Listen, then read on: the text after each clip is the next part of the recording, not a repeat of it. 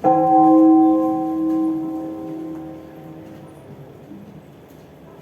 pagi Bapak Ibu yang Tuhan kasihi. Hari ini kita bersukacita boleh kembali beribadah kepada Tuhan. Sebelum kita beribadah, saya mohon Bapak Ibu boleh silentkan handphonenya terlebih dahulu supaya kita bisa fokus beribadah kepada Tuhan. Hari ini ibadah kita akan dilayani oleh Pendeta Yopi Siomi. Mari kita akan mengambil waktu teduh di hadapan Tuhan.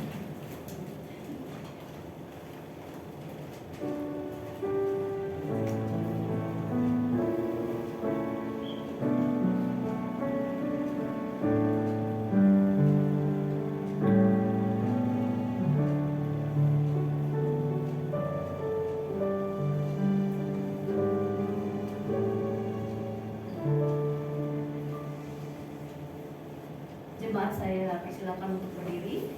Kita akan menyanyikan pujian penyembahan kita kepada Tuhan dengan mengatakan Allah Bapa hadir.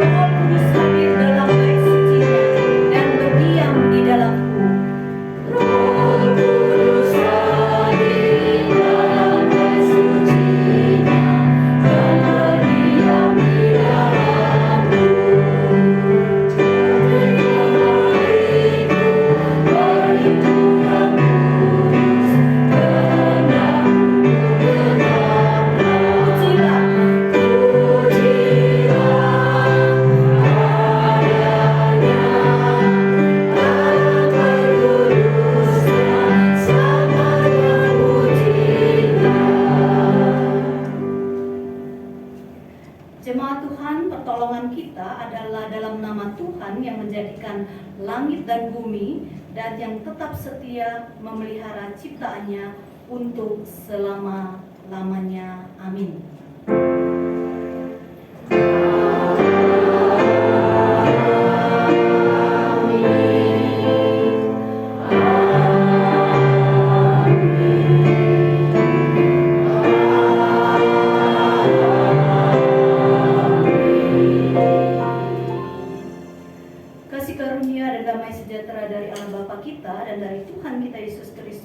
Menyertai saudara sekalian, Tuhan memberkati. Silakan duduk.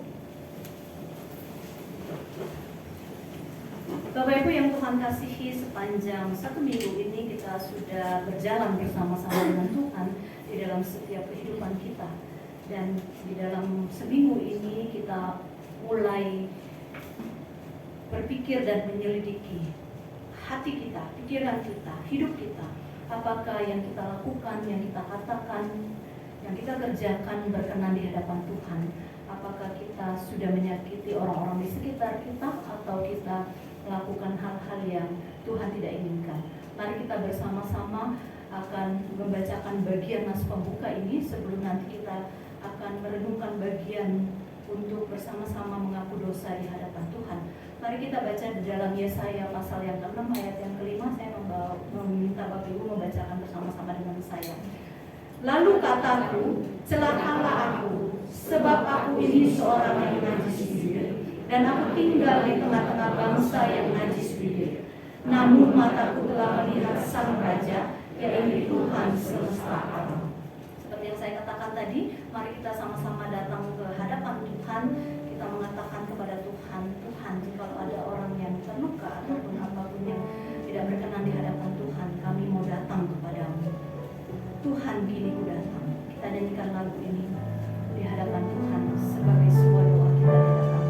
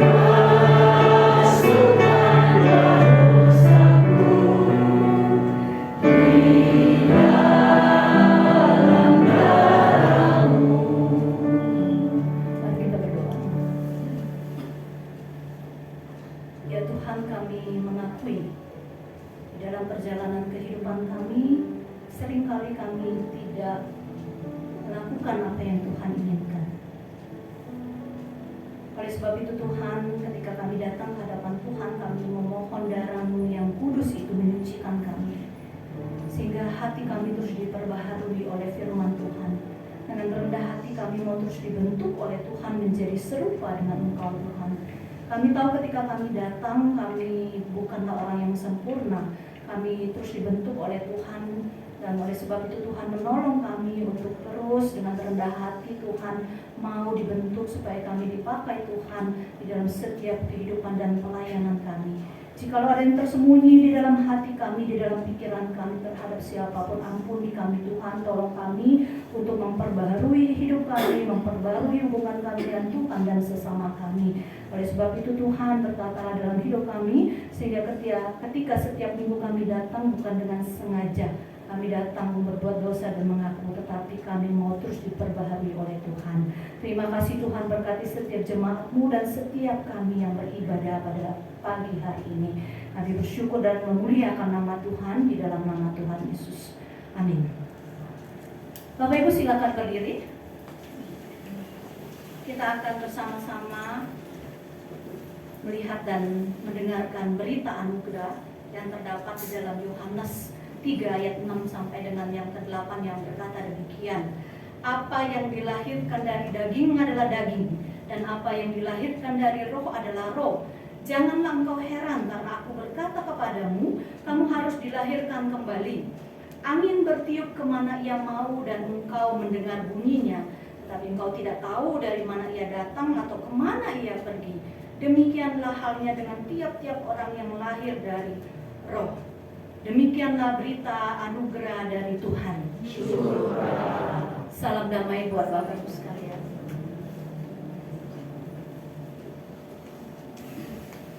Bapak Ibu, sebelum kita bersama-sama mau menyiapkan hati untuk mendengarkan firman Tuhan, kita akan menyanyikan lagu Aku Percaya Padanya. Lagu ini agak riang, maka kita akan menyanyikan dengan penuh sukacita bahwa kita percaya kepada Tuhan, ya. Karena kita akan menempuh hidup kita dengan percaya kita kepadanya.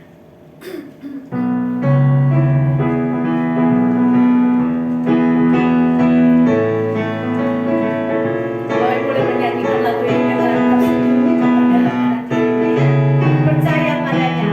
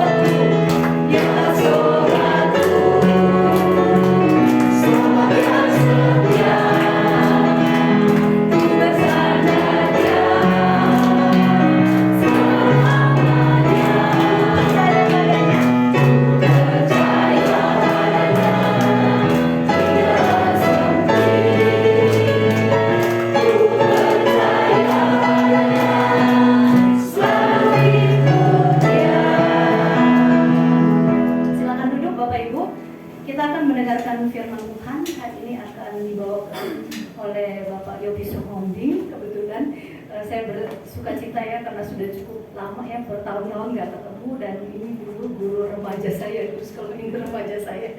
Ya silakan Pak Yogi, waktu dan tempat.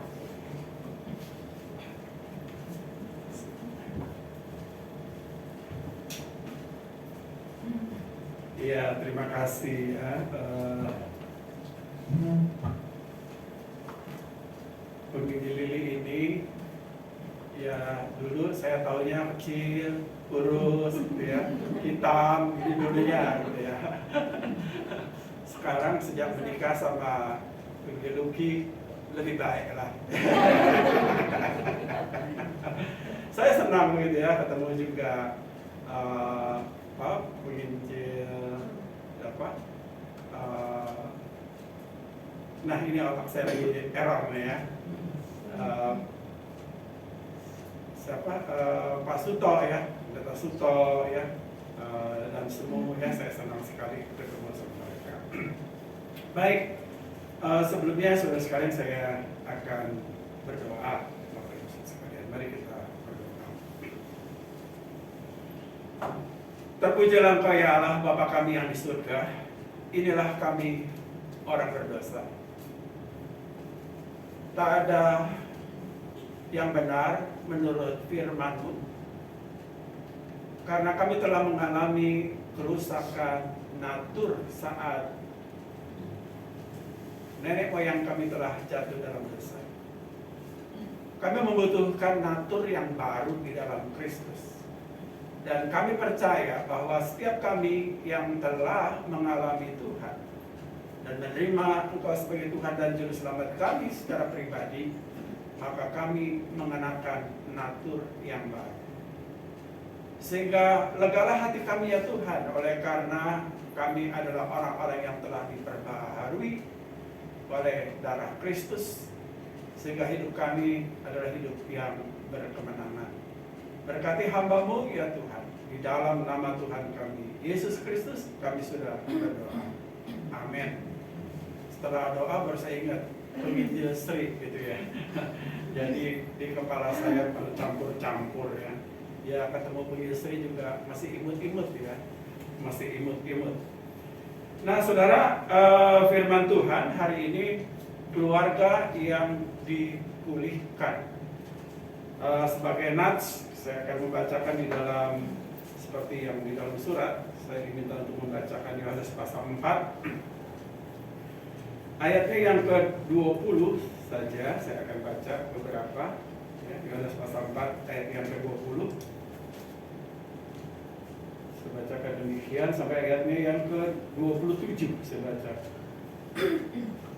Kata Yesus kepadanya, percayalah kepadaku hai perempuan, saatnya akan tiba bahwa kamu akan menyembah Bapakku di. Saya ulangi ya, itu. Nenek moyang kami menyembah di atas gunung ini, tetapi kamu katakan bahwa Yerusalemlah tempat orang menyembah. Kata Yesus kepadanya, percayalah kepadaku hai perempuan, saatnya akan tiba bahwa kamu akan menyembah Bapa bukan di gunung ini dan bukan juga di Yerusalem. Kamu menyembah apa yang tidak kamu kenal, kami menyembah apa yang kami kenal, sebab keselamatan datang dari bangsa Yahudi. Tetapi saatnya akan datang dan sudah tiba sekarang bahwa penyembah-penyembah akan menyembah Bapa dalam dan kebenaran, sebab Bapa menghendaki penyembah-penyembah demikian. Ayat 24. Allah itu roh dan barang siapa menyembah Dia harus menyembahnya dalam roh dan kebenaran. Jawab perempuan itu kepadanya, aku tahu bahwa Mesias akan datang yang disebut Kristus. Apabila Dia datang, Ia akan memberikan segala sesuatu kepada kami. Kata Yesus kepadanya, akulah Dia yang sedang berkata-kata dengan engkau. Ayat 27. Pada waktu itu datanglah murid-muridnya dan mereka heran bahwa ia sedang bercakap-cakap dengan seorang perempuan. Tetapi tidak seorang pun yang berkata, apa yang engkau kehendaki atau apa yang engkau percakapkan dengan dia. Berbahagialah saudara-saudara sekalian yang membaca, mendengar, dan melakukan firman Tuhan. Bapak Ibu yang dikasihi Tuhan, tema kita ialah keluarga yang dipulihkan. Nah saudara, mungkin muncul pertanyaan Bapak Ibu sekalian ya, apakah ini adalah sesuatu yang urgent? Apakah ini sesuatu yang memang menjadi persoalan Bapak Ibu sekalian sehingga harus diangkat bahwa keluarga harus dipulihkan? Dari teks yang tadi Bapak Ibu sedang baca, tentu semua udah tahu ya cerita tentang perempuan Samaria itu. Ini juga adalah satu keluarga, cuman keluarganya tanda kutip, yaitu keluarga yang poliandri, gitu ya. Kita nggak tahu status pernikahannya, apakah pernikahan di catatan sipil, apa pernikahan siri, atau kawin kontrak, kita nggak tahu gitu ya. Yang pasti Yesus menyebutkan bahwa ia mempunyai beberapa suami. Kalau dilihat dari segi pengetahuannya, perempuan ini kelihatan sekali dia punya pengetahuan biologi yang lumayan, begitu. Karena dia menyadari bahwa di dalam nubuatnya itu dia ngerti bahwa akan datang Mesias, yaitu Yesus. Belum lagi dia sangat mengerti sekali tentang budaya agama Yahudi, dan dia bertemu dengan Tuhan Yesus di sumur Yakub. Kalau kita melihat latar belakangnya bahwa ini kejadian yang aneh, gitu Bapak Ibu sekalian. Karena tidak pernah terjadi bahwa Yesus harus melintasi daerah Samaria itu, karena bukan hanya Yesus, semua orang Yahudi nggak mau lewat daerah itu, gitu kan. Tapi mengapa begitu ke sana? Rupanya ada mission day, misi Allah, misi Yesus, yaitu Yesus ingin bertemu dengan perempuan ini dan ingin memenangkan perempuan ini, menyelamatkan perempuan ini. Ini adalah hak prerogatif Tuhan Yesus saat dia mau mencari siapa yang ingin dimenangkannya, siapa yang ingin diselamatkannya. Padahal dia hanya seorang perempuan biasa-biasa, bukan pejabat, bukan orang kaya, bukan orang yang punya status sosial baik. Tetapi itulah Allah. Kalau dia datang, dia ingin menyelamatkan Anda, saya. Mungkin orang terkejut. Why? Kenapa Anda? Kenapa saya? Ya, itulah yang saya katakan, itu hak prerogatif dari Tuhan. Ya. Selanjutnya saya singkatkan saja bahwa dia mengalami Tuhan, dia mengalami perjumpaan dengan Tuhan. Bukan saja secara rohani, dia mengalami perubahan, dia mengalami rekonsiliasi dengan Tuhan, tetapi juga dia bertemu secara fisik dengan Tuhan. Dan perubahan drastis terjadi, katanya begitu ya. Dia kembali ke kampungnya dan perempuan ini menjadi penginjil seketika, begitu. Semangat orang yang telah menerima Tuhan tidak bisa ditahan. Kayak orang kali lulus kuliah begitu dengan pas-pasan, pasti loncatnya luar biasa, ya kan? Tapi kalau yang udah belajar segala macam, tenang aja. Kenapa? Pasti lulus kok, ya kan? Sama seperti saya waktu saya SMA, saya nggak perlu datang ke sekolah, nggak perlu lihat saya lulus atau tidak, yakin banget lulus, gitu kan? Jadi ngapain saya datang ke sekolah, puyang-puyang gitu kan? Waktu saya di imam tuh saya nggak perlu datang wisuda kan, ngapain? Orang pasti lulus tuh, kan gitu. Nah, Bapak Ibu sekalian, jadi senangnya itu biasa begitu ya, senangnya itu biasa karena udah yakin begitu. Nah, perempuan ini kita lihat dia begitu bergejolak dan pergi ke kampungnya dan memberitakan bahwa dia bertemu dengan Mesias yang dijanjikan itu, dan banyak orang datang kepada Yesus. Ini apa kaitannya dengan keluarga yang dipulihkan? Ada, ini kan keluarga juga, yaitu cuman keluarga yang super, gitu ya. Keluarga yang super. Tadi saya katakan poliandri, banyak suami. Ya, di beberapa tempat di Afrika, di India dan sebagainya, perempuan punya suami banyak, oke saja, gitu ya. Nah, cuman bagaimana cara mengaturnya dan lain sebagainya, memaintain keluarga, pasti nggak gampang begitu ya. 7 suami, ya itu yang saya baca di Afrika. Di India ada beberapa suami begitu. Nah, bayangkan ibu-ibu 1 suami aja puyeng nggak? Enggak, beres. Selama ini nggak pernah puyeng gitu ya. Ini misalnya lebih dari 3 atau 4. Nah, perempuan ini apakah setelah percaya kepada Tuhan Yesus, apakah diceraikan semua? Tidak tahu. Alkitab tidak menceritakan. Jadi saya pun nggak berani menafsirkan secara bebas. Intinya dia mengalami pemulihan, ya, dia mengalami pemulihan. Oke. Nah, saya kembali kepada teks saya di sini di PowerPoint saya sekalian. Ada ayat yang sangat indah sekali dalam Amsal 17 ayat 1 itu, saudara. Katanya, lebih baik sekerat roti yang kering disertai dengan ketentraman daripada makan daging serumah disertai perbantahan. Sekerat roti ditambah kebahagiaan, ya, ditambah kebahagiaan, ya, ketentraman, ditambah ketentraman. Itu lebih baik daripada makan daging serumah, begitu, ya, tetapi dengan perbantahan. Jadi bilang dia udah lama nggak makan daging, gitu ya. Berarti makannya sayur doang. Saya juga nggak suka daging sih, ya. Apalagi ayam, langsung mual saya. Tapi kalau daging lain sih doyan, ya. Apalagi cunyung kayak gitu, aneh juga ya. Cunyung gitu ya, wah itu pasti makannya seru, gitu ya. Nah, kadang-kadang pastor saya di gereja suka bikin gitu. Ya, jadi semua saya yang teriak-teriak, lu udah 62 tahun, ya jangan makan banyak-banyak.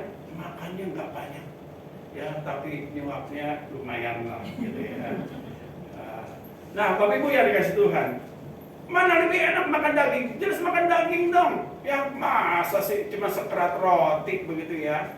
Tetapi di sini ada pembelajaran dari Amsal sini, saudara sekalian, bahwa makanan itu bukan faktor yang utama dalam satu keluarga ini. Kebahagiaan itu tidak ditentukan oleh yang namanya materi, begitu. Bukan oleh karena materi. Materi adalah bagian kecil persentasinya dibandingkan dengan bicara tentang hal yang spiritual, begitu. Keluarga yang terpenting di dalam keluarga itu, munculnya kebahagiaan itu, saudara sekalian, adalah masalah spiritual.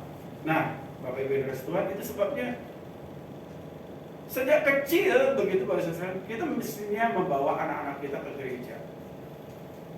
Ya, saya seringkali melihat ibu-ibu itu nggak mau konflik, bapak-bapak nggak mau konflik sama anaknya nggak ke gereja, ya sudahlah, ya, udah, daripada nanti ribut itu nggak enak, ribut itu nggak nyaman. Semakin Anda nggak mau berkonflik, ya, mencari rasa aman, Anda sebenarnya sedang menanam bom waktu. Kalau dari kecil aja anak-anak nggak dibawa ke gereja, sudah remaja, sudah dewasa, ibu sangat sulit sekali mengatur.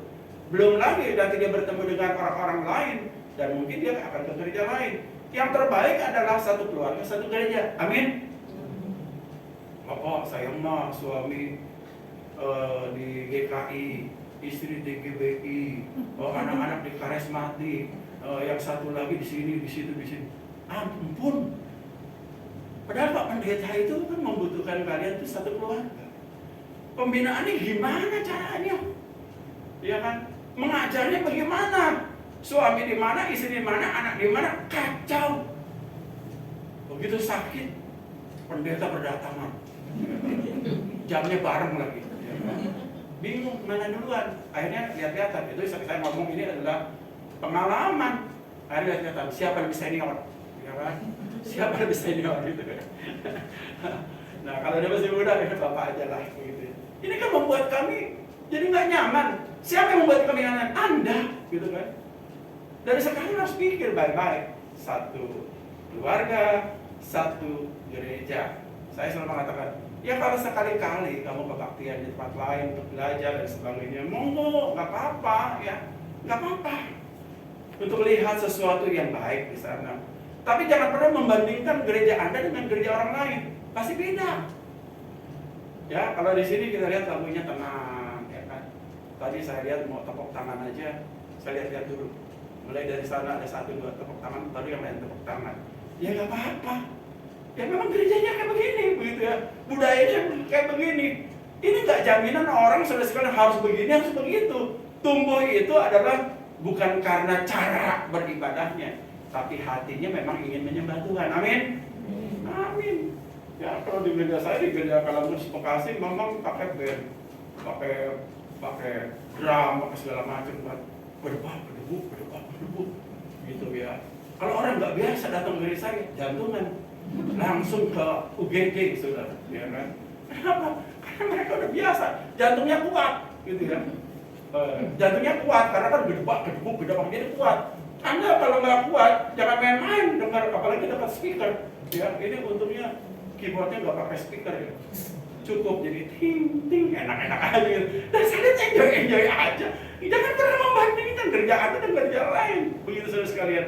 Ya, apakah kerja lain yang pakai band lebih hebat? Enggak juga tuh, ya kan? Bukan itu yang terpenting, tetapi hati Anda mau beribadah atau tidak. Jadi satu keluarga, kalau Anda mau dipulihkan, satu keluarga satu gereja, begitu loh. Bagaimana mau melakukan pembinaannya? Ya, kadang kita jadi bingung begitu. Mau bikin retret pemuda, bikin retret sekolah minggu, bikin pemuda. Pemudanya nggak ada di gereja lain. Padahal anggotanya jemaat kita. Begitu kawin, bingung kan? Siapa yang mau menikahkan, begitu kan? Dia kecantol gereja lain. Di gereja lain, saudara sekalian, dia harus dibaptis di sana, baptis ulang. Wow, saya bilang, kenapa harus baptis ulang? Karena di gereja Katolik Kudus itu ditulis itu apa? Dibaptis dalam nama Bapa, Anak, dan Roh Kudus. Nggak ada Yesusnya, Pak, nggak sah. Ya. Luar biasa, ini sekolah hidupnya di mana nih orang? Anak putra itu bukan Yesus. Sebel banget saya, sebel. Kesel nggak? Kesel. Gara-gara begitu saya merelakan pemudi saya yang cantik harus digondol di kerja lain. Biasanya kayak begitu ya. Ini kan gara-gara mama papa nggak tegas. Nggak apa-apa konflik sama anak. Ya, ribut, rukun, oke. Ribut tapi rukun. Jangan ribut tapi dendam. Nanti kita lihat ya keluarga yang dipulihkan itu. Nah, saudara, kita lihat tujuan daripada keluarga itu ini adalah ayat undang-undang pernikahan yang udah lama dan kita kejadian saudara sekalian ya. Kejadian 1 ayat 26-28. Ini undang-undang pernikahan udah lama banget gitu saudara ya. Satu pernikahan adalah keluarga adalah satu lembaga yang paling tua di muka bumi ini, didirikan oleh Tuhan sendiri. Begitu saudara. Ya, belum ada pemerintah belum ada, tapi keluarga itu sudah ada, begitu saudara. Apa yang dikatakan? Kita lihat di situ bahwa sejak awal itu Allah merencanakan membentuk keluarga menjadi berkat bagi seluruh bumi, ya, bagi seluruh bumi. Tujuan daripada keluarga Kristen itu apa? Menjadi berkat. Menjadi berkat. Nah, persoalannya apakah keluarga kita sudah menjadi berkat atau belum? Kalau belum, berarti memang perlu dipulihkan sesuai dengan tema ini, begitu. Kenapa? Karena Anda tidak memenuhi standar, ya, atau tidak memenuhi misi daripada Tuhan mendirikan lembaga keluarga itu untuk menjadi berkat, begitu. Menjadi berkat bukan saja menjadi berkat buat orang-orang di sekitar kita, tetapi menjadi berkat bagi tetangga kita, bagi bangsa ini, bagi bangsa-bangsa. Segala sesuatu di kolong langit ini, Bapak dan Saudara, dimulai dari keluarga. Kalau seluruh keluarga itu beres, saudara sekalian, nggak ada negara yang nggak beres. Kalau seluruh keluarga itu beres, nggak ada masyarakat yang nggak beres. Kenapa ada masyarakat yang nggak beres? Kenapa ada pemerintah yang nggak beres? Dimulai dari keluarga. Ya, keluarganya dulu kurang beres, begitu saudara sekalian. Nah, itulah sebabnya dosa itu telah merusak saudara sekalian apa yang menjadi rencana Tuhan, bahwa keluarga itu adalah untuk menjadi berkat, begitu. Apakah selama ini Anda berpikir kalau keluarga itu bukan sekedar kawin mengawinkan, begitu ya, punya anak, begitu, regenerasi, punya cucu, punya buyut, bangga, begitu ya. Apalagi punya anak atau cucu atau buyut misalnya jadi pejabat, jadi orang kaya, bangga. Bangganya di mana, begitu sekali? Bangganya di mana? Sudah jadi berkat belum? Ya, bagi orang lain. Ini tujuan daripada keluarga, saudara sekalian. Tetapi itu tujuan itu telah rusak. Itu sebabnya perlu pemulihan. Yang kedua, slide yang kedua, bahwa keluarga itu saudara sekalian bukan saja harus saudara sekalian menjadi berkat bagi orang lain, saudara sekalian. Tetapi keluarga itu juga saudara sekalian adalah sarana di mana Tuhan memberkati, ya. Slide yang nomor 2 ya. Jadi, ya itu ya. Jadi sekarang kita lihat di sini, yang pertama pelan-pelan ya. Yang pertama itu keluarga adalah untuk menjadi berkah. Yang kedua, keluarga itu adalah untuk Tuhan memberkati. Makanya kita selalu bilang banyak anak, banyak rezeki. Gitu ya. Setiap anak punya rezekinya sendiri-sendiri, gitu kan? Jadi nggak usah khawatir, gitu ya. Nggak usah takut, karena anak-anak itu titipan Tuhan, toh. Kalau Tuhan titipkan, masa Tuhan nggak pelihara? Kalau Tuhan titipkan, masa Tuhan nggak kasih makan? Burung saja yang tidak menabur tapi menuai, gitu kan? Masa anak-anak ini Tuhan nggak pelihara? Pasti dipelihara dong. Oh, kalau dipelihara berarti kita nggak usah kerja, bapak-bapak. Ya, keliru lagi tentang mencobai Tuhan kan? Anda disuruh bekerja. Ya, kalau sampai nggak kerja, disuruh belajar sama semut. Ya, disuruh belajar sama semut. Nah, Bapak Ibu sekalian, jadi apa manfaat daripada keluarga itu, saudara sekalian? Yaitu untuk Tuhan memberkati. Berkat Tuhan atas keluarga. Ya, berkat Tuhan atas keluarga. Makanya juga waktu sebelum punya anak-anak kan kebaktian pernikahannya namanya apa? Diberkati dulu sama Pak Pendeta toh. Berkati sama Pak Pendeta. Ya, ditumpang tangannya sama Pak Pendeta. Saya kadang-kadang suka ngintip, saudara. Kalau saya doa berkat, itu saudara, saya lihat jemaat-jemaat saya, saudara. Pada waktu saya doa berkat, saya ngintip. Jemaat saya pada begini semua, saudara, tangannya. Waktu saya begini, dia begini, saudara. Saya bingung kenapa berubah seperti ini, saudara. Rupanya ada beberapa jemaat yang karismatik itu kan pindah ke gereja saya. Caranya dia bagus, dia begini. Lalu yang lain semua niru. Doa berkat, begitu kan. Itu kan doa berkat, itu bukan sembarangan, saudara. Itu adalah perintah Tuhan, saudara, untuk memberkati bangsa Israel, gitu, saudara. Jadi pada waktu diberkati, semuanya begini, gitu, menerima begini. Tapi ada juga, saudara, di gereja lain saya khotbah, ya, beberapa waktu yang lalu saya masuk gereja di daerah sini lah, saudara. Begitu doa berkat, saudara, dia memberkati juga, saudara. Ini kan namanya, loh, saya memberkati Anda, kenapa Anda memberkati saya? Begitu. Ya sedang amin lah, begitu ya. Haleluya. Saya memberkati Anda, kenapa Anda memberkati saya? Cincailah, nggak masalah juga. Nah itulah, saudara, sejak awal Anda diberkati waktu pemberkatan nikah, dan kemudian keluarga Anda itu pasti diberkati, begitu, saudara. Supaya apa? Berkat Tuhan itu mengalir pada keluarga Anda. Nah, slide berikut. Nah, saudara, kenapa keluarga ini perlu dipulihkan, Bapak Ibu sekalian? Karena masalah-masalah itu akan muncul dalam keluarga. Nggak ada keluarga tanpa masalah, ya, itu nggak mungkin, ya.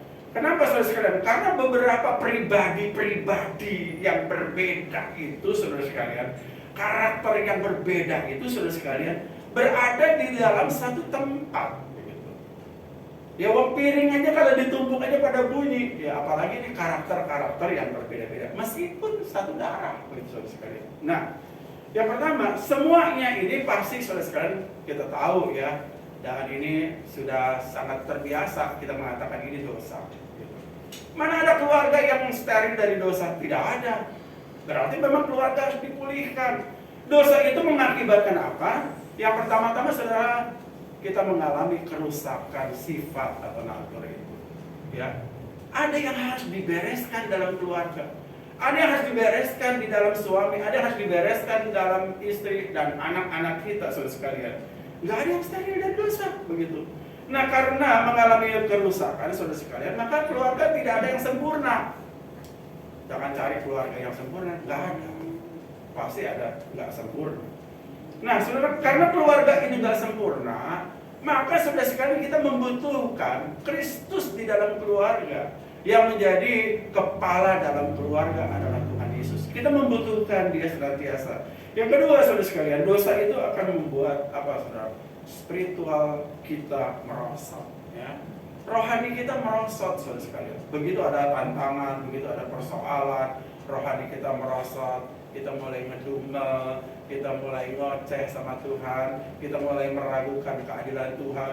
Kok Tuhan gimana sih? Ya, itu orang nggak pernah ke gereja, tapi kok berkatnya melimpah-limpah. Kami rajin ke gereja, kenapa kok serat banget gitu ya? Susah banget gitu. Ini bukan masalah materi, saudara sekalian. Anda lebih, saudara, dari apa yang diperoleh oleh mereka. Karena Anda mendapatkan spiritual yang sangat indah, tidak dapat dibeli saudara dengan uang, saudara. Ya. Nah, saudara, seringkali kita iri, padahal semestinya saudara bangga gitu ya.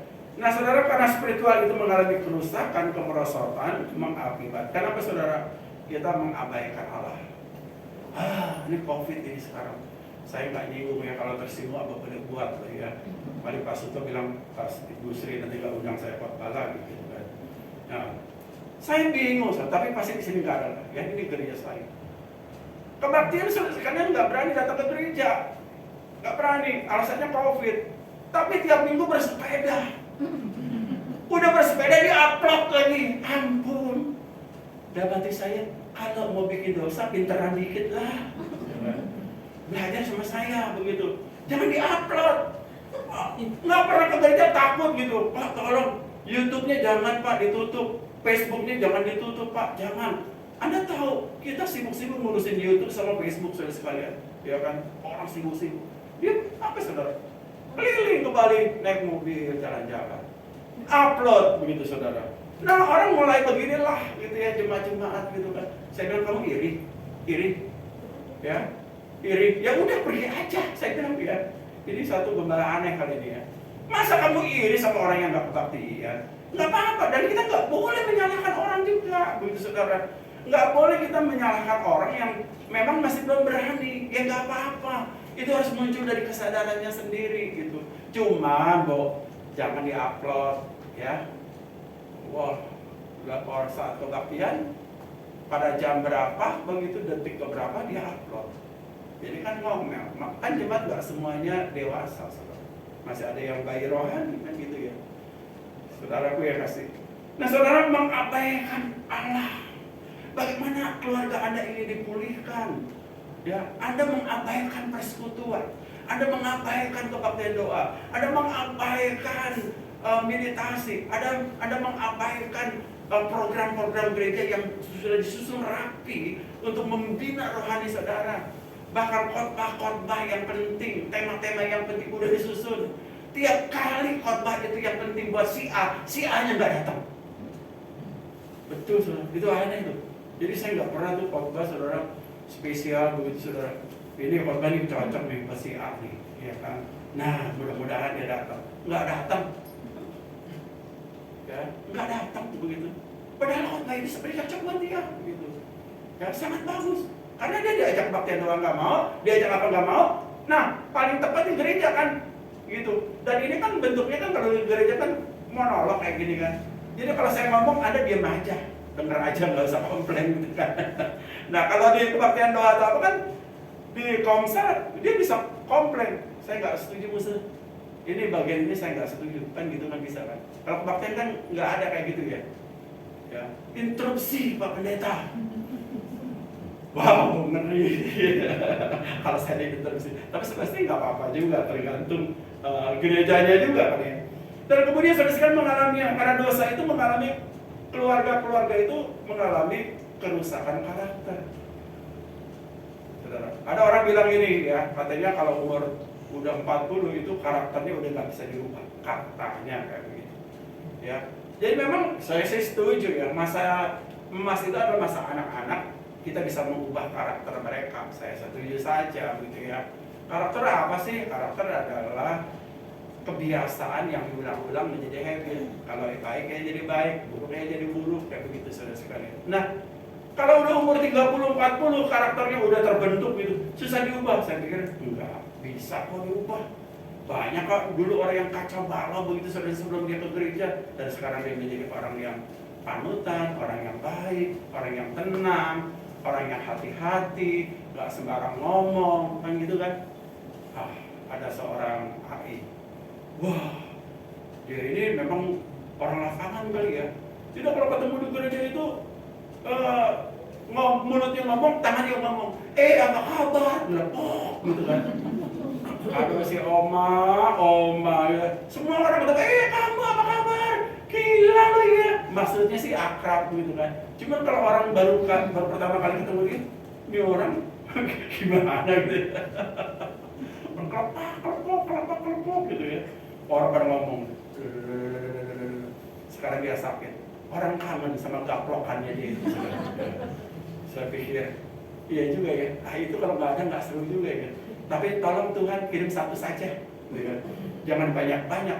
Kalau nggak ribet kita, beberapa orang nggak datang ke gereja lagi. Kenapa? Karena ada ibu pakai bandol gitu. Lu tua tuh pakai bandol, ditarik bandol itu.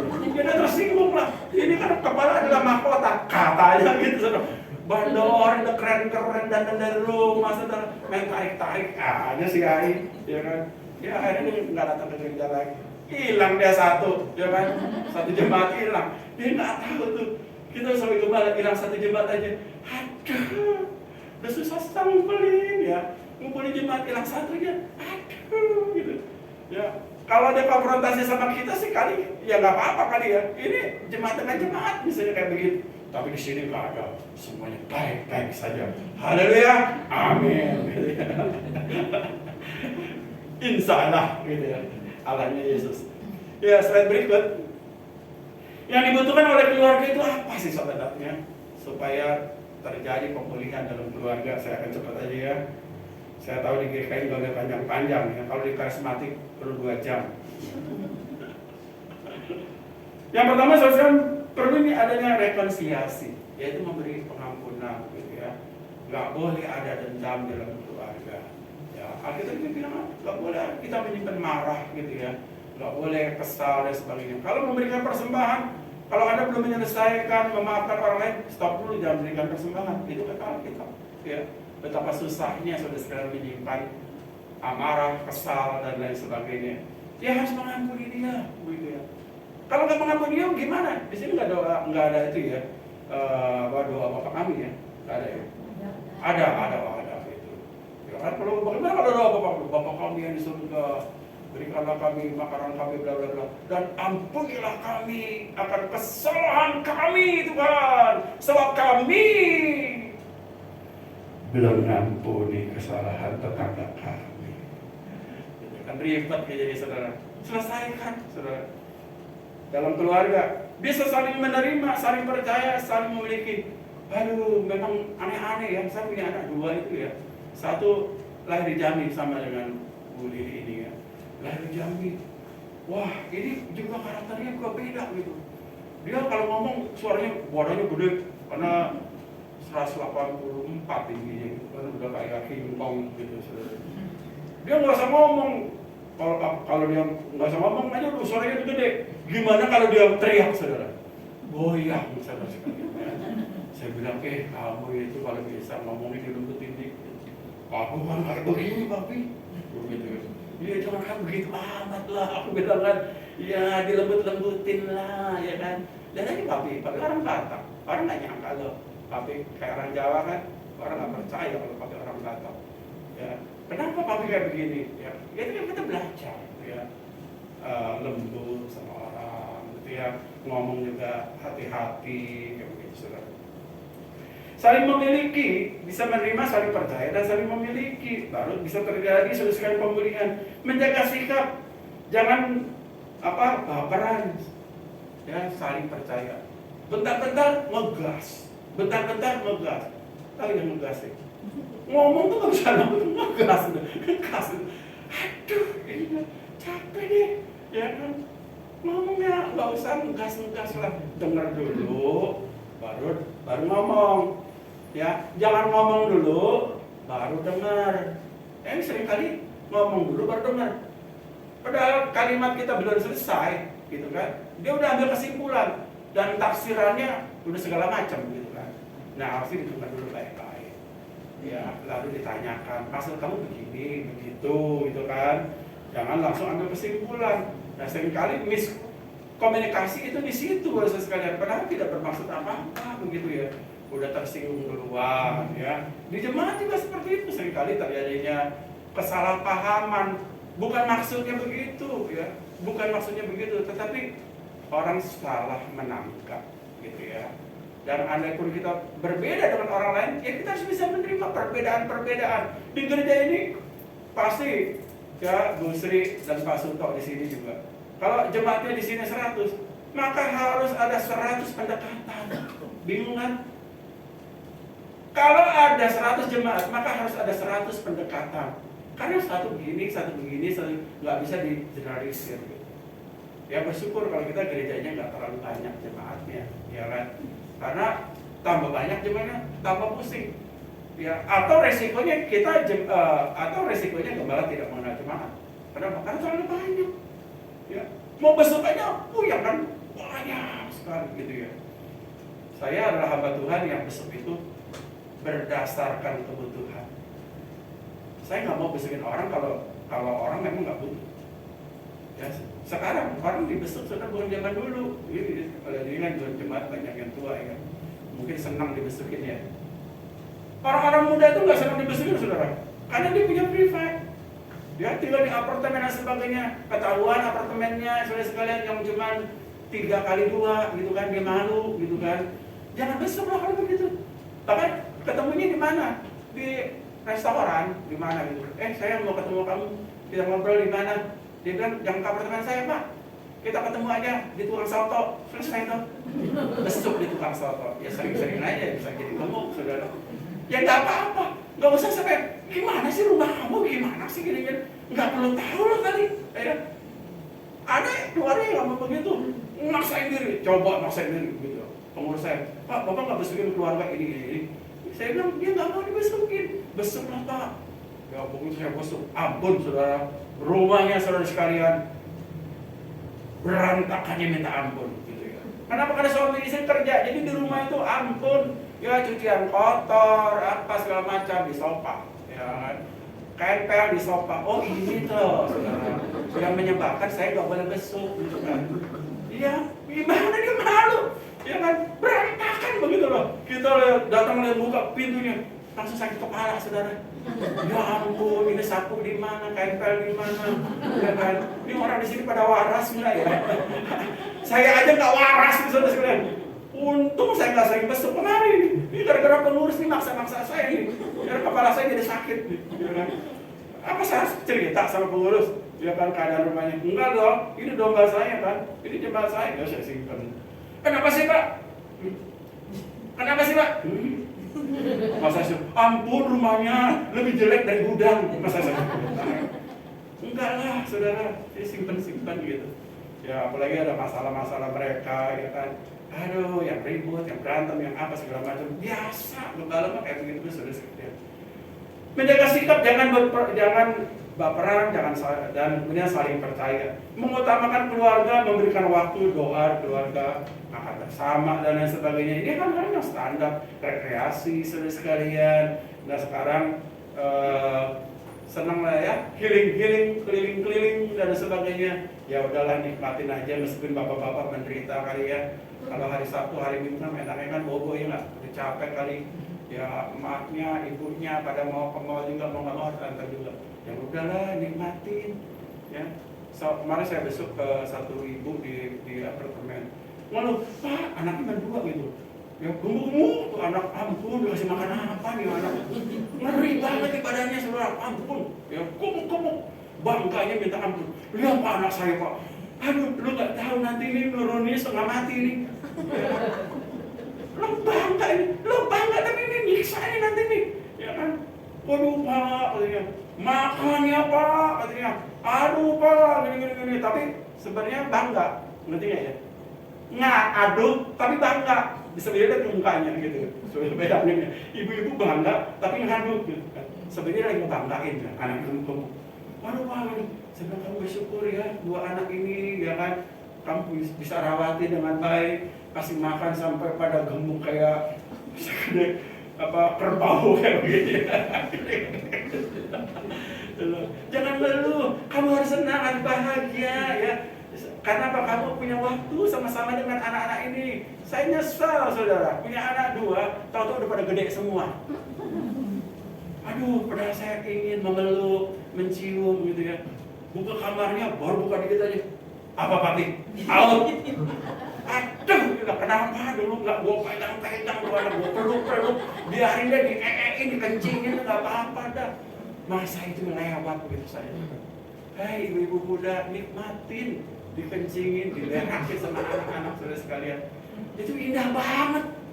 Saya lewat waktu itu, terlalu sibuk waktu saya di GKJMB, saya keliling-keliling Indonesia. Habis istri saya 25 tahun di IPK, saudara sekalian. Nggak ada waktu untuk anak-anak saya tunggu dengan pembantu, saudara. Ya kan? Tahu-tahu pulang, jidatnya bopak gitu. Kenapa? Karena trikaan. Nikmatin, jangan nyesal, jangan kesel, saudara. Anak-anak itu indah gitu. Tawanya, lucunya gitu kan. Sekarang kan kita nggak boleh sembarangan gitu. Ya. Kemarin anak saya itu jadi guru. Dia gemes melihat muridnya gemuk, dia cubit, lapor sama bapak. Bapaknya datang komplain, saudara sekalian. Aku bilang, lu gemes jangan cubit anak orang, ya kan. Aduh, ini eranya beda gitu kan. Belajar sama papi lo nih, ya kan. Gue juga gemes lihat orang anak gemuk, gendut gitu kan. Tapi tahan, sabar ya, sabar gitu. Cuma menikmati saja gitu kan. Padahal kita gatal saudara ya, cubit gitu kan. Lucu anaknya gitu. Abis lucu sih, iya gara-gara lucu lo dipanggil sekarang ya kan. Untung lo gak di SP lo, ya kan. Aduh gitu. Ya ibu-ibu kalau punya anak misalnya gurunya cubit, cintailah dia sayang, bukannya dia mau merusak atau bagaimana. Kemudian beliau menjadikan diri sebagai kepala keluarga. Jadikan diri sebagai kepala. Berbagi tugas pekerjaan rumah, belajarlah ya. Anak-anak harus diajar, saudara. Nyapu, ngepel dan sebagainya. Seorang ibu bingung, anaknya harus kuliah ke Taiwan. Anak ini nggak pernah berpisah sama mamanya. Makan, minum, apa segala macam dilayani sama mama. Sekarang anak ini harus pergi ke Taiwan. Wah, nggak bisa makan, nggak bisa tidur, ya stres gitu kan. Kenapa anaknya ini sangat bergantung sama ibu? Gitu saudara.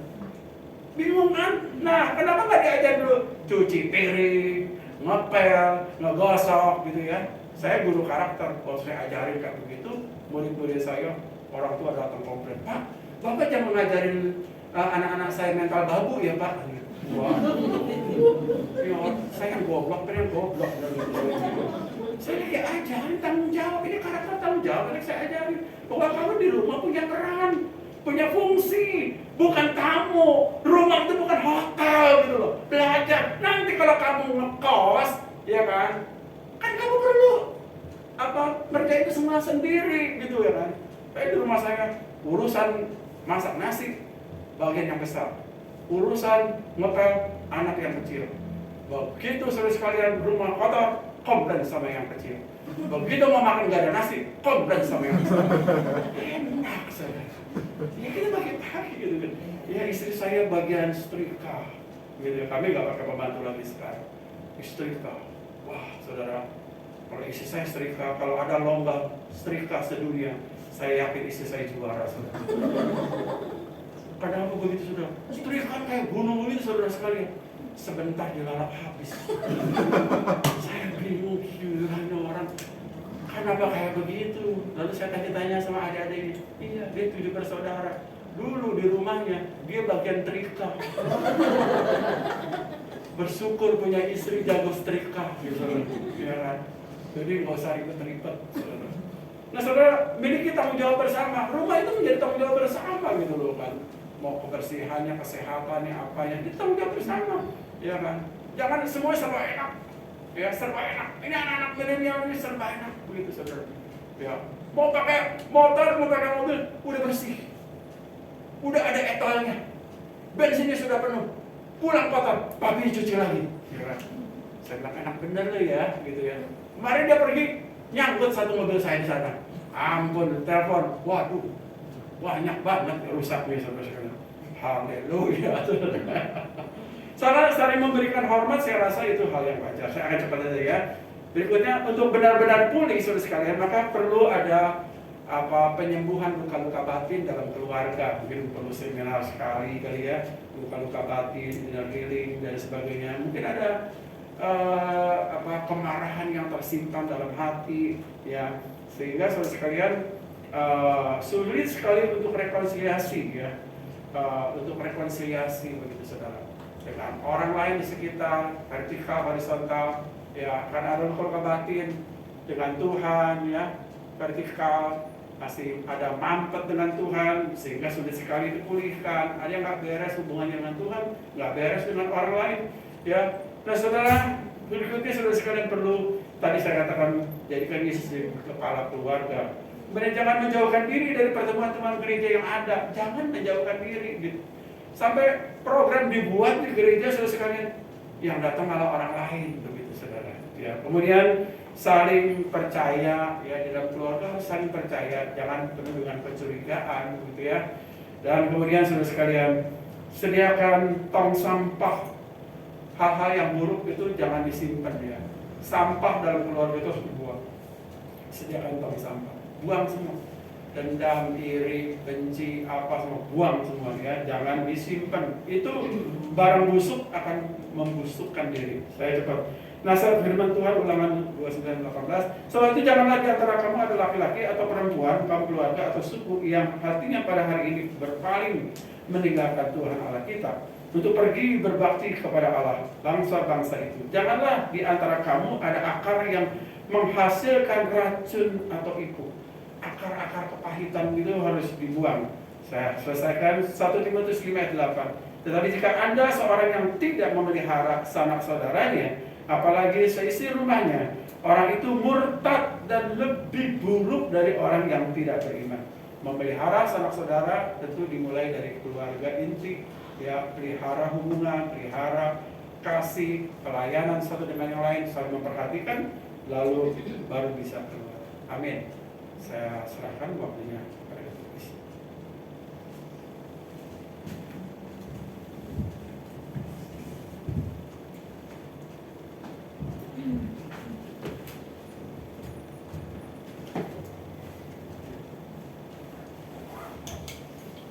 Saya berbagi berdiri. Marilah kita bersama dengan umat Allah di masa lalu, masa kini, dan masa depan mengingat pengakuan pada baptisan kita menurut pengakuan iman rasuli. Aku percaya kepada Allah, Bapa yang Maha Kuasa, Khalik langit dan bumi, dan kepada Yesus Kristus, Anak yang tunggal Tuhan kita, yang dikandung daripada Roh Kudus, lahir dari anak darah Maria, yang menderita sengsara di bawah pemerintahan Pontius Pilatus, disalibkan, mati dan dikuburkan, turun ke dalam kerajaan maut, pada hari yang ketiga bangkit pula dari antara orang mati, naik ke surga, duduk di sebelah kanan Allah, Bapa yang Maha Kuasa, dan dari sana Ia akan datang untuk menghakimi orang yang hidup dan yang mati.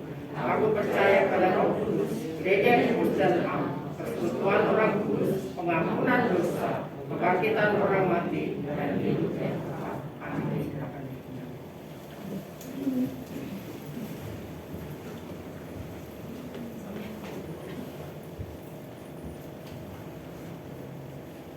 Baik Bapak Ibu yang Kristus Tuhan, mari kita masuk dalam doa syafaat.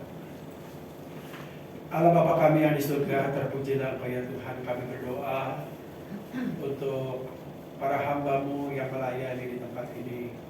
Tuhan memberikan hikmat, akal budi, penyertaan daripada Tuhan, kuat kuasa daripada Tuhan, bahwa kami para hamba Tuhan ternyata dapat dipercayai dalam segala hal.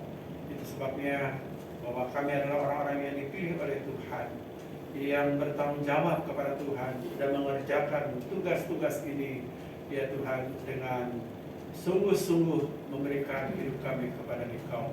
Berkati para majelis di sini ya Bapa. Kami tahu mereka orang-orang yang dipilih oleh Tuhan untuk menjadi teladan, menjadi saksi Tuhan. Berkatilah mereka. Demikian juga kami berdoa untuk jemaat-jemaat-Mu ya Tuhan yang mungkin saat ini sedang mengalami pergumulan kesehatan. Tuhan, biarlah dokter segala dokter, tabib segala tabib yang perkasa, biarlah kiranya Tuhan menyembuhkan, menyehatkan mereka. Kami juga berdoa untuk keluarga-keluarga ini ya Bapa.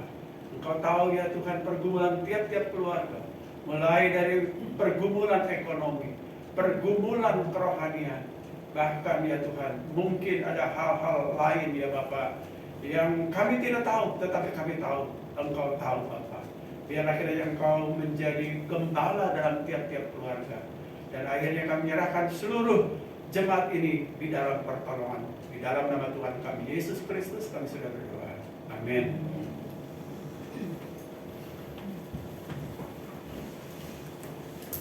Bapak Bapak Ibu, kita sudah mendengarkan firman Tuhan. Biarlah firman Tuhan menjadi rema yang kita simpan, tapi juga kita lakukan dalam hidup kita. Kita menjadi keluarga yang terus dipulihkan, baik keluarga di rumah maupun keluarga bersama dalam komunitas gereja. Kita akan memberikan persembahan. Ayat persembahan Lukas 12 ayat yang ke-33. Jualah segala milikmu dan berikanlah sedekah. Buatlah bagimu pundi-pundi yang tidak dapat menjadi tua, suatu harta di surga yang tidak akan habis, yang tidak dapat didekati pencuri, dan yang tidak dirusakkan lenyap. Kita akan memberikan yang terbaik. Persembahan kita kepada Tuhan. Kita akan menyanyikan lagu Ku Mau Serahkan Semua Milikku.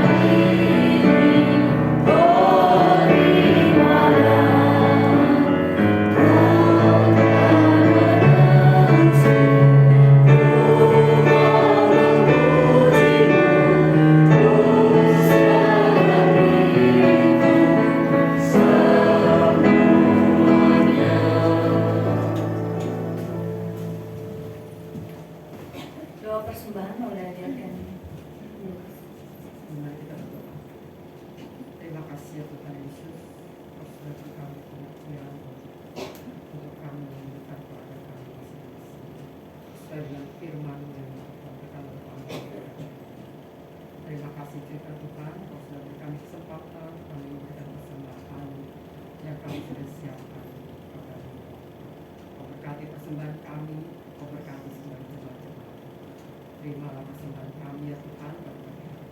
Terima kasih ya Tuhan Yesus. Hanya di dalam nama Yesus kami berdoa dan ucap syukur. Amin.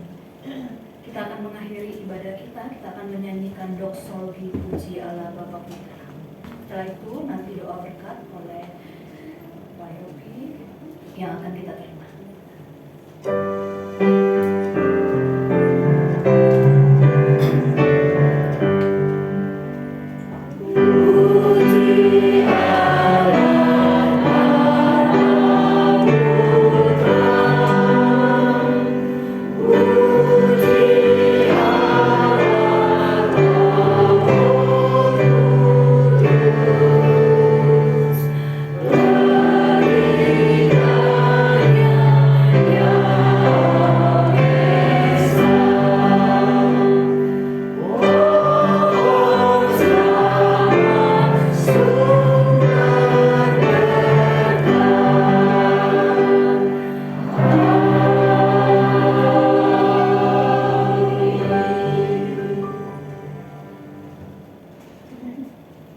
Sidang jemaat Tuhan, angkatlah hatimu dan terimalah berkat-Nya. Tuhan memberkati engkau dan melindungi engkau. Tuhan menyinari engkau dengan wajah-Nya dan memberi engkau kasih karunia. Tuhan menghadapkan wajah-Nya kepadamu dan memberi engkau damai sejahtera mulai hari ini sampai selama-lamanya. Amin.